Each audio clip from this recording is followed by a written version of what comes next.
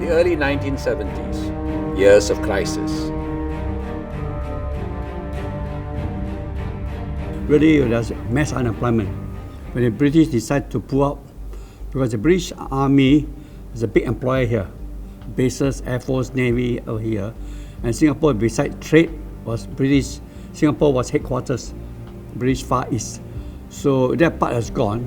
And also by 1969-70, Malaysia was trying to develop own economy, right? Indonesia their own. Add to that the fact that our neighbors, Malaysia and Indonesia, at that time, it was so immediately the early post-separation years, and you could say also the early post-confrontation years.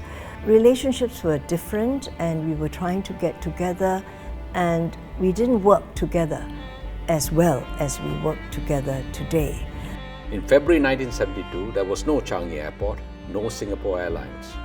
Singapore's first container terminal in Tanjung Pagar had just opened. People looked around and saw a third world city with third world problems, only more acute. None of our founding fathers believed that Singapore could be independent. When they spoke about the forces of history, what they meant was also the forces of geography. It was not conceivable for them that a city could exist by itself as a nation. We were still floundering around for a narrative. Out of this period came the voice of a visionary, Mr. S. Rajaratnam, Singapore's founding foreign minister. Singapore is transforming itself into a new kind of city, what I call the global city. It was actually a eureka moment. When he announced this, my generation, I myself, read it and say, haha, that is Singapore. That's why it's important. That's why I say that it is crucial that a people understand, can tell a story about themselves. Defying the evidence before his eyes, Rajaratnam evoked a vision of the small island linked to the global networks of production, finance, telecommunications, and technology. He predicted that by plugging into the global network, Singapore would be propelled into the ranks of the most advanced industrial and technological societies within 20 to 30 years. In the 70s, the idea was ahead of its time. Mr. Rajaratnam took on this concept of the global city, where if Singapore, as he said, we have lost our hinterland, Singapore does not have a hinterland, but the world is our hinterland. We leapfrog the region and connect with the world. And I think that was behind that idea of the global city. You trade with everybody else. You work with everybody else. You invite everybody else internationally to come. You don't get too fixated on your immediate neighborhood. And I think that has been an extremely important, decisive strategic move for Singapore. And for Singapore, it has been our fortune to grasp that idea. Well, Mr. Rajaratnam was right, because Singapore was basically an entrepot city, trading city of this region. We are the importer and exporter of goods and services from our neighbors, spices, rubber, tin. And the key was for Singapore to get out of the region. With multinationals, Americans, Europeans, and Japanese, they used Singapore to produce at the whole 100%.